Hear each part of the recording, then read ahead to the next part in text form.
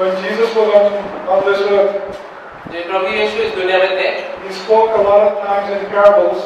उन्होंने बहुत बार कहानियों के द्वारा चीजें बताई, He gave pictures of real life things, बहुत सारे चित्र दिए जिंदगी में उदाहरण के लिए, so we could understand the spiritual truth. ताकि हम ये आत्मिक बातें समझ पाए। And he gave examples like mostly about farming तो उसने ज्यादातर उदाहरण दिया सब खेती के बारे में, or fishing or money. या मछुआरों के बारे में, या पैसों के बारे में। The Apostle Paul also, when he wrote his letters, अपोस्तल Paul भी जब अपने पत्र लिखता था, he gave us many pictures and examples to follow. उसने कई सारे उदाहरण हमको दिए हम उसका पीछा करने के लिए। Can you tell me what was the most common example or picture that he used in his epistles? क्या बता सकते हैं कि अपोस्तल पौल ने सबसे ज्यादा कौन सा उदाहरण का इस्तेमाल किया अपने पत्रों में? Running a race, yes. One example he gave was running a race. एक उदाहरण है रेस में दौड़ लगाने का। There were some other ones that were more लेकिन और भी over है, and over again. और भी है जो कई बार वो उदाहरण देता है। Sowing and reaping, yeah, he gave that too. But जो हम बोएंगे वो पाएंगे, उसके ऊपर उसने उदाहरण दिया। a soldier, he gave that one too. Those were all one instances. But a repeated theme in most of his letters लेकिन ये सब सबसे ज्यादा जो उदाहरण उसने दिया was building a building. और वो था एक बिल्डिंग बांधने का। He talked about him being a master builder. उसने बहुत बार इस उदाहरण दिया कि प्रभु यीशु एक बहुत ही महान builder. He talked about the building that is fitly joined together. उसने ऐसा बिल्डिंग का उदाहरण दिया जो एकदम बराबर तरीके से बिठाया गया है। Let's look at Ephesians chapter 2. Ephesians chapter 2, Ephesians chapter 2,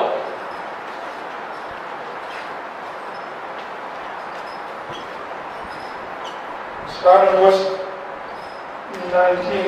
वाक्य 19 से शुरू करेंगे। एफिसियंस चैप्टर 2 वाक्य 19 19 to 22. 19 से 22।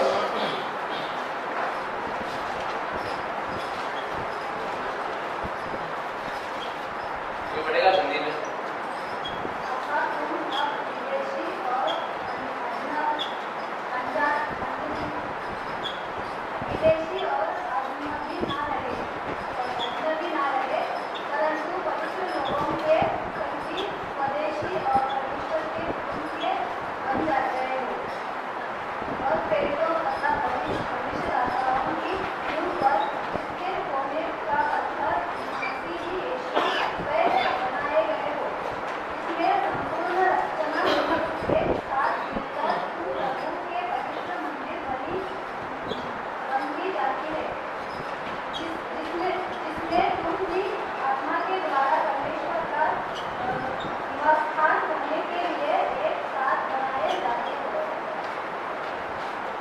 So here Paul talks about building a holy temple in the Lord. तो यहाँ पे पॉल बात कर रहा है किसी प्रभु का मंदिर बनाने का। And he said that we are part of that temple. We are all the bricks of that temple. और वो कहता है कि वो पवित्र मंदिर के हम सभी ईंटें हैं अलग-अलग। And as God's Holy Spirit who joins the whole building together. और वो पवित्र प्रभु का पवित्र आत्मा है जो हम सबको जोड़ता है उसके मंदिर बनने के लिए। The Apostle Peter also said something similar. अपोस्तल पतरस भी ऐसे कुछ कहता है। 1 Peter chapter 2. पहला पतरस चैप्टर 2, पहला पतरस chapter 2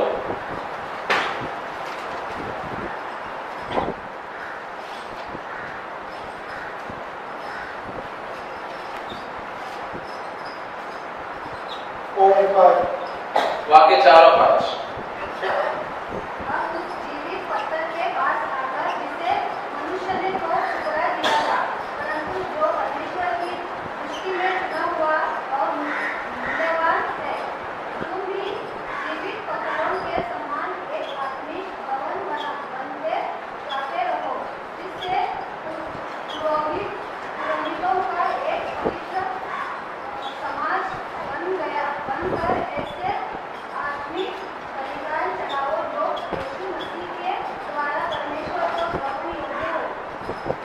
So here he says that Peter says we are living stones. तो यहाँ पे पतरस कहता है कि हम जीवित पत्थर हैं and we are built up together as a spiritual house. और हम सभी एक साथ बांधे जा रहे हैं प्रभु के घर के लिए। We read also in the book of Revelation at the end where a temple is coming down from heaven. हम लोग जो बाइबल जो आखिरी पुस्तक है उसमें भी पढ़ते हैं कि आखिर में प्रभु का एक मंदिर है जो ऊपर से नीचे आएगा। So our Christian life is compared to the building of a building. तो हमारा जो मसीह जीवन है वो एक उदाहरण है जैसे एक बिल्डिंग बांधते हैं उस तरह, Where the body of Christ, each individual in the body of Christ is one of the stones, a living stone in that building. तो हर एक व्यक्ति जो प्रभु में है वो प्रभु के शरीर में एक हिस्सा है जो साथ में बंधे जा रहे हैं। In the Old Testament, we have an example, a picture of this building that is being built. और पुराने करार में उदाहरण है ऐसी बिल्डिंग का जो बांधा जा रहा था। And let's look at First Kings chapter 6. पहले फर्स्ट किंग्स पहले राजा थे, फर्स्ट किंग्स में 6. Chapter 6, first Kings chapter 6 and verse 7. वाक्य 7।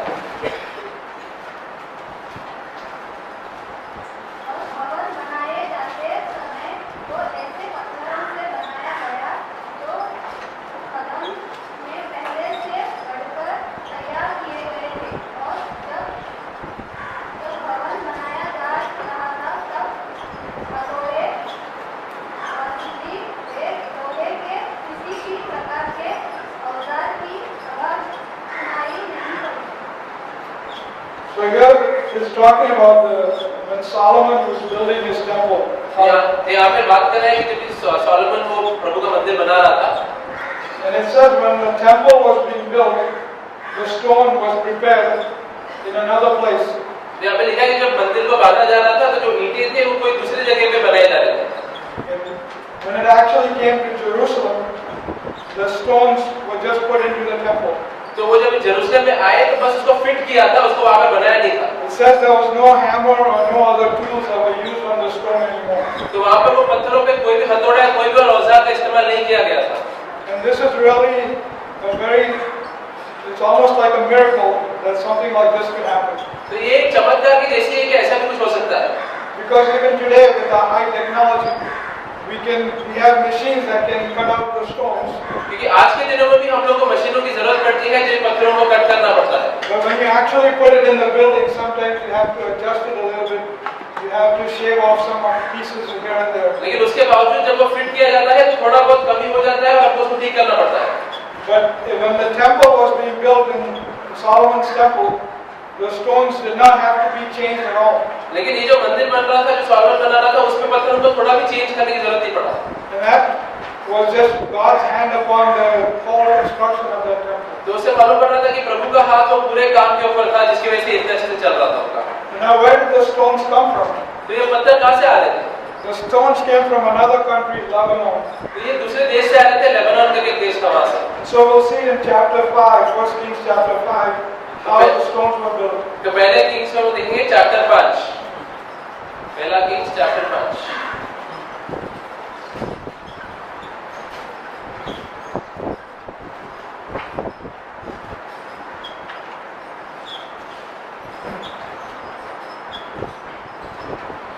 We'll read from 13 वाक्य 13 से to the end. अंत तक, वाक्य 13 से अंत तक।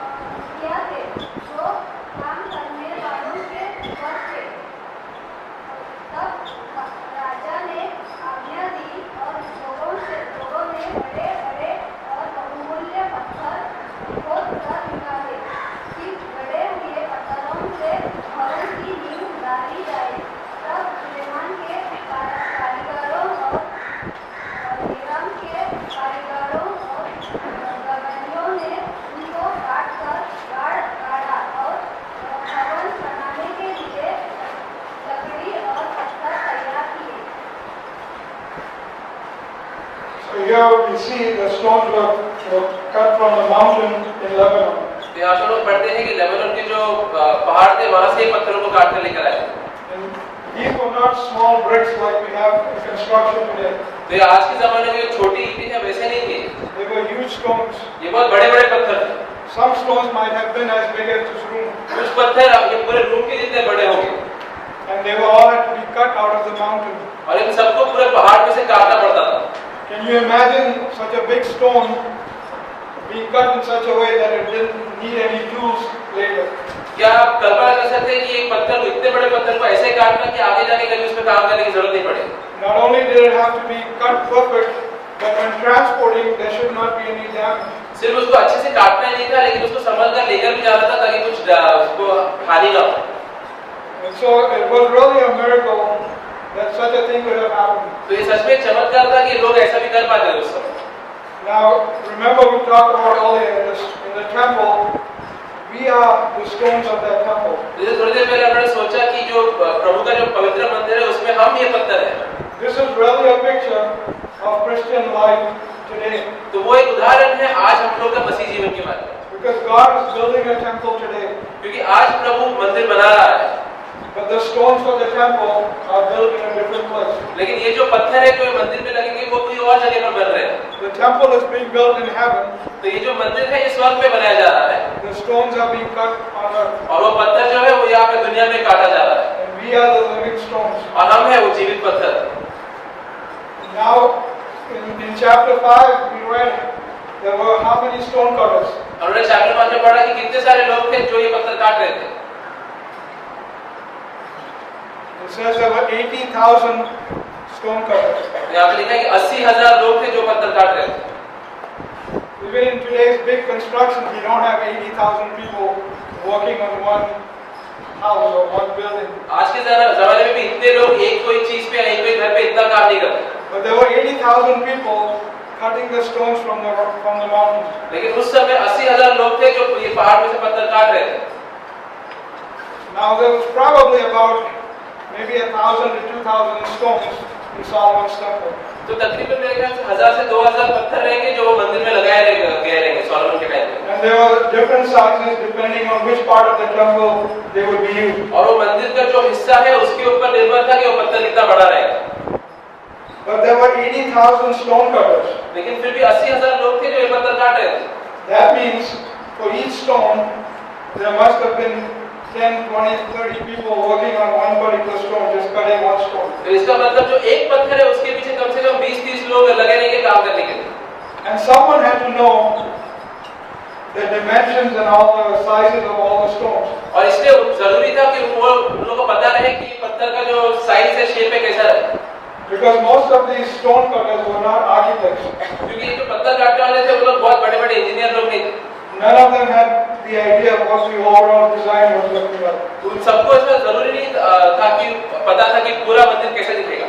Each one only knew what his stone was going to look like. हर एक आदमी को इतना ही पता था कि उसका पत्थर कैसा दिखेगा। And so there was some kind of master builder controlling the whole thing. तो मतलब इन सभी के ऊपर एक बड़ा इंजीनियर या बिल्डर था जो पूरे काम को देख रहा था। So now, how does this apply to our own lives today? तो ये उदाहरण अभी हमारे जीवन में कैसे लागू होता है? We are the lively stones being cut today. हम लोग वो जीवित पत्थर हैं जो आज काटे जा रहे हैं। And there is a master builder who knows exactly how each stone should be cut. और एक महान बिल्डर है जो जानता है कि हर एक पत्थर को कैसे काटना है। But in order for those stones to be cut, it requires some stone cutters. लेकिन वो पत्थर काटने के लिए पत्थर काटने वाले की जरूरत है। So for each of us, there are many stone cutters that God has put in place on this earth for us. तो हम सभी के लिए प्रभु ने बहुत सारे पत्थर काटने वाले रखे हैं इस दुनिया में। So we have to realize that each of us is being cut down to size. इसलिए हमें ये याद रखना है कि हम सभी काटे जा रहे हैं वो साइज में आने के लिए जो फिट हो जाए। And the stone cutters themselves do not know what the final picture should look like. और जो लोग हैं जो ये काट रहे पत्थर को वो खुद स्वयं नहीं जानते कि कैसे दिखेगा आखिर में जाके पत्थर। But there is a master builder, the Holy Spirit, who is organizing all of this cutting. लेकिन उनके ऊपर एक महान बिल्डर है जो पवित्र आत्मा है जो ये पूरी चीज के ऊपर नियंत्रण करता है। So for each one of us, we have to look at the people in our lives as stone cutters. इसलिए हम सभी को ये याद रखना है कि हमारे जीवन में जितने भी लोग हैं वो पत्थर काटने के लोगों जैसे हैं। The Holy Spirit has an idea of what the stone should look like, पवित्र आत्मा जानते हैं कि आखिर में पत्थर को कैसे दिखना है, and He moves among the different people in our circles to cut our stones. और हमारे जीवन में जितने भी लोग हैं उनको पवित्र आत्मा ऐसा नियंत्रण करता है ताकि हम उनको बराबर तरीके से काट पाए। When we are young, we have our parents who are the main stone cutters in our life. जब हम छोटे रहते हैं वो टाइम में हमारे माता पिता ही रहते हैं जो सबसे ज्यादा हम लोगों को काटते हैं। Our mommy and daddy, they cut the stones, they give us instructions, they see rough edges and they try to smooth them out. तो ये हमारे माता पिता जो रहते हैं वो हमको आज्ञा देते हैं और जो भी हम में कमियां रहती हैं उसको ठीक करते हैं। Now speaking to the mothers and fathers here, you also have to realize that God has entrusted you to be a stone cutter for your children. तो मैं यहाँ के माता पिता को भी प्रोत्साहन देना चाहूँगा कि अपने तुम्हारे जो बच्चे हैं वो प्रभु के पत्थर हैं जिनको तुम्हें ठीक से काटना है। But you have to be a little careful how you cut. लेकिन तुमको सावधान रहना है कि तुम किस तरीके से उन्हें काट रहे हो। Sometimes, if we use too much force with a hammer, then we might crack the stone altogether. अगर तुमने कुछ ज्यादा जोर से हथौड़े से मार दिया तो हो सकता है पत्थर टूट जाए या उसमें क्रैक आ जाए। And that's what sometimes happens in our families. और बहुत बार हमारे परिवार में ये होता है Because we have good intentions, क्योंकि हमारे मन में हमको अच्छा ही करना है। we want our children to be raised in a godly manner. हम चाहते हैं हमारे बच्चे प्रभु के राह में बढ़े, But sometimes when they make a mistake, लेकिन कभी अगर वो कोई गलती करते हैं and we want to correct them, और हमको उन्हें सुधारना है, rather than using a little piece of sandpaper to smooth the rough edges, तो उसको थोड़ा अच्छे से और संभल कर ठीक करने को छोड़कर we actually hit a huge hammer and crack the stone. हम लोग एक बड़ा हथौड़ा लेके उसको मार देते हैं और वो पत्थर ही टूट जाता है। Now sometimes it's the other way around too. और कभी-कभी उसका उल्टा भी होता है। Sometimes the stones resist the hammer and they crack because of the resistance. कभी-कभी ये पत्थर बहुत कठोर होता है, उसकी वजह से हथौड़ा इस्तेमाल करना पड़ता है, फिर पत्थर टूट जाता है। So the fault sometimes lies on both sides. तो गलती हमेशा दोनों तरफ होती है। But as parents, we should be careful in how we instruct and correct our children. लेकिन माता पिता होने के कारण हमें बहुत संभल कर अपने बच्चों को आज्ञा देना है। We have to do it with fear and trembling. हमें हमेशा डर के प्रभु के आंखों में सही तरीके से ही करना है। Just trying to listen to what the Holy Spirit is trying to do. हमेशा सुनना है कि पवित्र आत्मा क्या चाहता है हमसे। As we get older, और जैसे हम लोग बड़े होते जाते हैं, we get more and more stone cutters into our lives. हम लोग की जिंदगी में और भी पत्थर काटने वाले लोग आ जाते हैं। We have brothers and sisters in the Lord who also act as our stone cutters. गलेशिया में काफी सारे भाई और बहनें रहते हैं जो भी वो पत्थर काटने की जैसे हमारी जिंदगी में कार्य करते हैं। They see us and they observe things that we might be doing wrong. वो हम लोग को देखते हैं और देखते हैं कि हमारी जिंदगी में क्या-क्या कमियां हैं या जो चीज हम लोग गलत कर रहे हैं। And they try to correct us and gently give us direction. और हम लोग को अच्छे से बोलते हैं और सुधारने की कोशिश करते हैं। The elders in the church are the stone cutters in our lives. गलेशिया में जो एल्डर लोग रहते हैं वो भी पत्थर काटने वालों के जैसे रहते हैं। And again, as brothers and sisters, as we correct one another, we need to be careful and be, as it says in Ephesians chapter 4, be tender-hearted towards each other. तो भाई और बहनों के कारण जब हम लोग एक दूसरे को सुधारते हैं, हमें सावधान रहना है कि हम लोग ये सावधानी से करें, अच्छे से करें। Just correcting them, each other in love. प्रेम से हमेशा दूसरों को सुधारें। So we don't use a lot of force and crack the stones. ताकि हम लोग ज्यादा जोर से किसी को ठेस ना पहुंचाएं। Many times what is needed is just some smoothing out. बहुत बार जोर से मारने की जरूरत नहीं पड़ती है, बस थोड़ी सी अच्छे से समझाने की जरूरत पड़ती है। But we tend to use a lot of force. लेकिन ज्यादातर हम लोग जोर से लोगों को बोल देते हैं। We should use a little tenderness थोड़ा हम लोग को सावधानी बरतनी पड़ती है ये मामले में। and allow the Holy Spirit to do the final finishing work. और पवित्र आत्मा के हाथ में छोड़ना चाहिए कि वो आखिर में पूरा काम को ठीक कर देगा। So there's many stone cutters that each of us has in our life. तो उसी तरीके से हमारे सबकी जिंदगी में काफी सारे लोग रहते हैं जो ये पत्थर काटने वालों के जैसे रहते हैं। In a marriage, the husband and wife are stone cutters to each other. शादी में पति और पत्नी एक दूसरे के लिए पत्थर काटने वाले जैसे रहते हैं। And again, we have to be tender-hearted towards each other. और उधर भी हम लोग को बहुत सावधानी बरतनी पड़ती है। The husbands and wives can very easily see the faults in the other. पति और पत्नी एक दूसरे में बहुत सारी गलतियां देख सकते हैं आसानी से, because they live so close to each other. क्योंकि वो इतने पास रहते हैं एक दूसरे के। But again, sometimes when we correct each other, we use too much force. लेकिन बहुत बार हम जब एक दूसरे को सुधारते हैं थोड़ा ज्यादा जोर से कर देते हैं ये चीज। Now, on the other hand, each one looking at ourselves, we also have to be yielded to the correction that is given to us. तो और एक चीज ये भी है कि जब हम खुद की जिंदगी देखते हैं और जब दूसरा को सुधारते हैं तो हमको वो बात सुननी चाहिए। Like I said earlier, sometimes the stones resist, and then it causes a crack in the stone. जैसे मैंने थोड़ी देर पहले बोला, अगर वो पत्थर बहुत ज्यादा कठोर रहेगा तो पत्थर टूट जाएगा। So we need to be willing to allow others to correct us. तो हम लोग को भी तैयार रहना चाहिए कि जब दूसरे हमें सुधारे तो हम वो सुधार को लें। Just understanding that God is cutting us down to size. क्योंकि हमेशा हमें याद रखना है कि वो प्रभु है जो हमको काट रहा है बराबर साइज में आने के लिए। Maybe we have too much pride in our lives. ऐसा हो सकता है कि हमारी जिंदगी में बहुत घमंड हो। That means our stones are bigger than they need to be. मतलब हम लोग बहुत बड़े पत्थर हैं जिससे हमें उतना हम लोग नहीं रहना। And so God will send some stone cutters to humble us. तो प्रभु हमारी जिंदगी में कुछ पत्थर काटने वालों को लेके आएगा जो हमें नम्र बनाए। And so we can be the right size that needs to fit in that temple. ताकि हमारा साइज बराबर हो जाए, ताकि हम लोग प्रभु के मंदिर में फिट हो जाए। And sometimes if we resist too much, लेकिन बहुत बार लोग तो कठोर रहते हैं, वो सुनते नहीं है बात, we are going to crack. और उसकी वजह से फिर वो क्रैक हो जाता है उसका।